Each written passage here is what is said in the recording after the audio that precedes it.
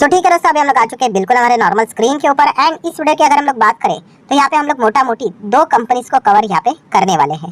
Definitely ये दोनों कंपनियां फंडामेंटली बहुत ही स्ट्रांग है। अगर आप इस चैनल को अच्छी तरीके से जानते हो, मतलब ऑलमोस्ट 5.5 साल इस चैनल को कंप्लीट यहाँ पे हो चुके हैं। एंड अगर हम बात करें तो इसके पहले ये जो दोनों स्टॉक्स की मैं बात करूँ, इसमें से तो एक स्टॉक लिटरली मतलब 6,000 का मार्केट कैप था, तब से हम लोग देख रहे थे। आज का मार्केट कैप उसका 66,000 करोड़ के आसपास है, मतलब 11 गुना स्टॉक होते हुए देखने को मिला है। एंड उससे पहले भी एक दूसरी जो कंपनी हम लोगों ने देखी थी, उसका शेयर प्राइस था लगभग 1000 या फिर 1500 के आसपास कुछ तो देखने को मिलता था।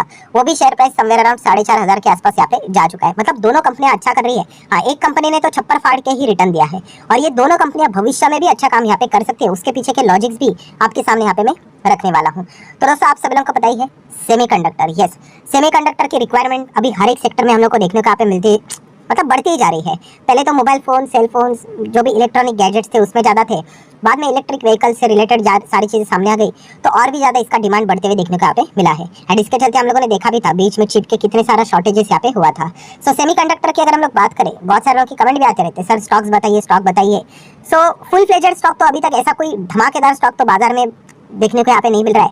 इनडायरेक्टली सेमीकंडक्टर से जुड़े हुए जो कंपनीज है, उनसे रिलेटेड बहुत सारे वीडियोस मैंने इसके पहले भी यहाँ पे बनाकर आपको बताया था। इनमें भी ये दो कंपनियां मैंने आपको स्टडी करने के लिए यहाँ पे इसके पहले भी दिए थे।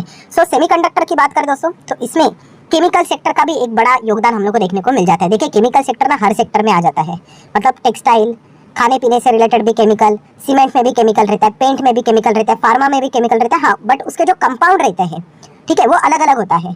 खाने का केमिकल अलग होता है, सीमेंट में जो केमिकल इस्तेमाल करते हैं वो अलग होता है, ठीक है, उसको मिक्स नहीं करना है। केमिकल की अगर हम लोग बात करें दोस्तों, तो एक और कंपाउंड आपको बताना चाहूंगा, वो है फ्लोरोपॉलीमर। यस दोस्तों, फ्लोरोपॉलीमर की अगर हम लोग यहाँ पे बात करें तो ये ऐसा केमिकल मतलब जो होता है ना दोस्तों, मतलब बेसिकली ये चीज़ आपको कहाँ पे देखने को मिल जाएगी, तो मैं आपको बताना चाहूँगा, आपके घर में जो नॉन स्टिक पैन रहता है ना, राइट, उसमें भी अगर आप जो लेयर रहता है ना, इसमें हम लोग को ये फ्लोरोपॉलीमर देखने को मिल जाता है। बेसिकली ये जो फ्लोरोपॉलीमर होता है, ये एग्जैक्टली मतलब क्या काम करने की कोशिश यहाँ पे करता है, तो आप यहाँ पे बोल सकते हैं दोस्तों कि देखिए, जो ये सेमीकंडक्टर होता है ना, ये गाड़ी के अंदर देखने को मिल जाता है, इलेक्ट्रॉनिक गैजेट्स के अंदर देखने को मिल जाता है। तो ये जो फ्लोरोपॉलीमर होता है, ये इसका टेम्परेचर एकदम न्यूट्रल रखने की कोशिश करता है, मतलब एकदम एक्सट्रीम कोल्ड में भी जाएगा तो भी ये चिप जो रहेगा सेमीकंडक्टर, वो खराब नहीं होगा। एंड इसी कंपाउंड के चलते अगर एक्सट्रीम हीट हो गई, गर्मी होने लग गई, तो ये चिप पिघलनी नहीं चाहिए।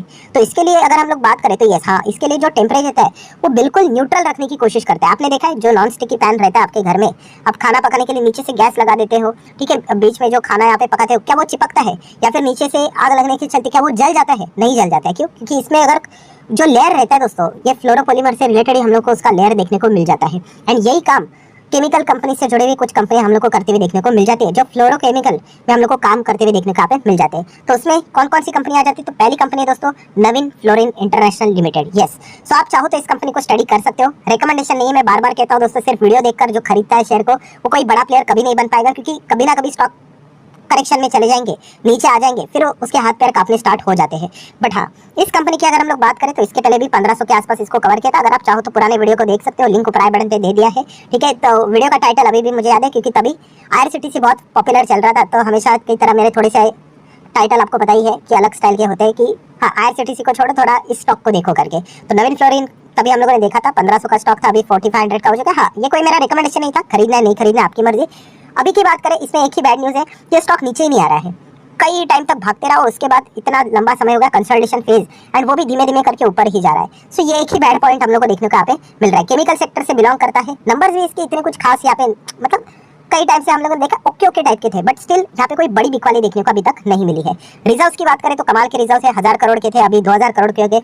लॉन्ग टर्म शॉर्ट टर्म की बात करें तो दोनों के दोनों कर्जे जीरो है, मतलब प्योर डेट फ्री कंपनी है।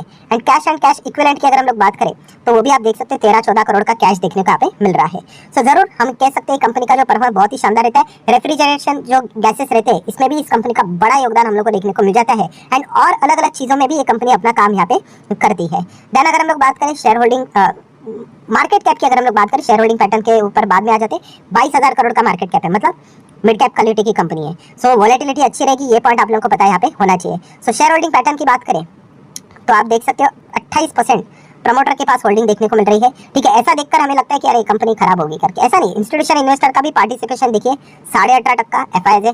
डीआईएस की बात करें तो 26% है एंड पब्लिक के पास 26, मतलब well balance share holding pattern देखने को यहाँ पे मिल रहा है।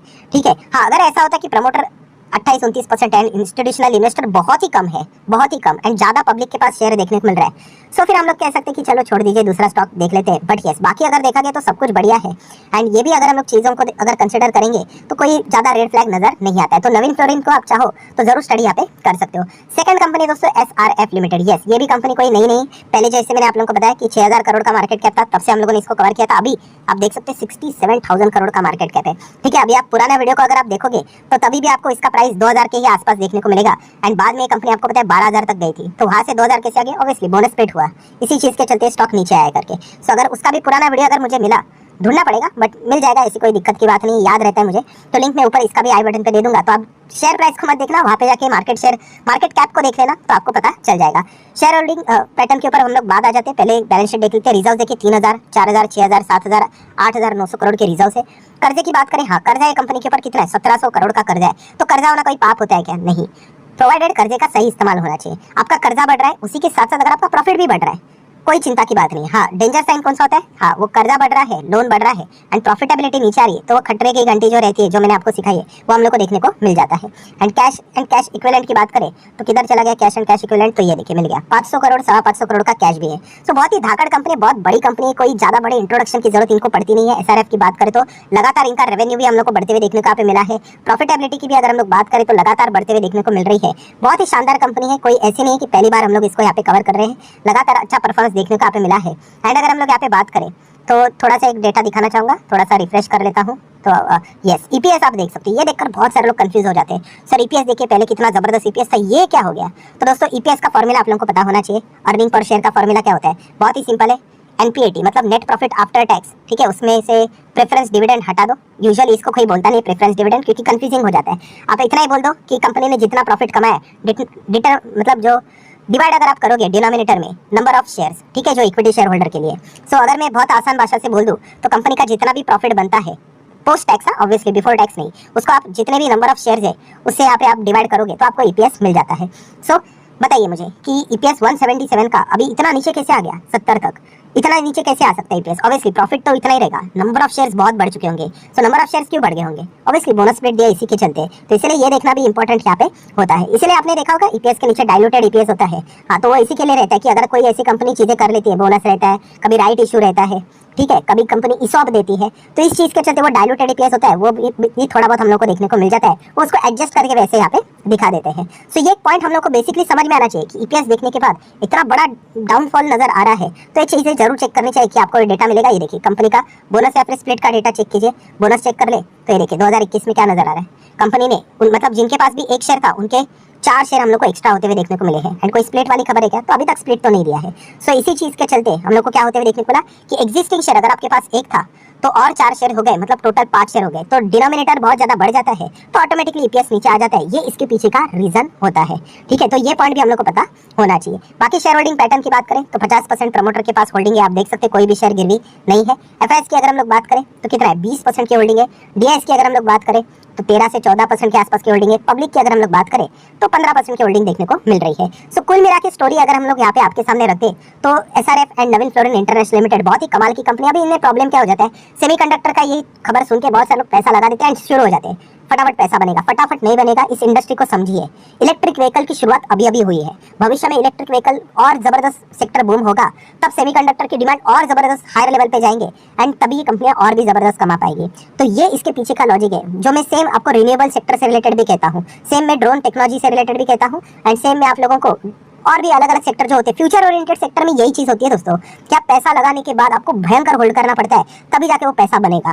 ठीक है, कभी कभी हो जाता है लक अच्छा चल जाता है, फटाफट ऑर्डर्स मिल जाते हैं, कभी कभी ऐसा होता है कि ऑर्डर्स मिलते नहीं है। ठीक है, जेनटेक आप देख सकते हो कि कैसे कहाँ से कहाँ चला गया, ड्रोन के ऑर्डर्स मिल गए। ओलेक्ट्रा ग्रीन टेक आप देख सकते हो कभी बीच में ऑर्डर मिलते हैं, कभी नहीं मिलते हैं। तो ये चीजें हम लोग को समझ में आनी चाहिए, वरना कोई फायदा नहीं। आप पैसा लगाओगे, 2 साल नहीं चला, फ्रस्ट्रेट हो जाओगे, उसके बाद निकाल दोगे और फिर बाद में चेक करोगे 10 साल के बाद, अरे ये तो 10, 15, 20 गुना भाग गया करके। सो ये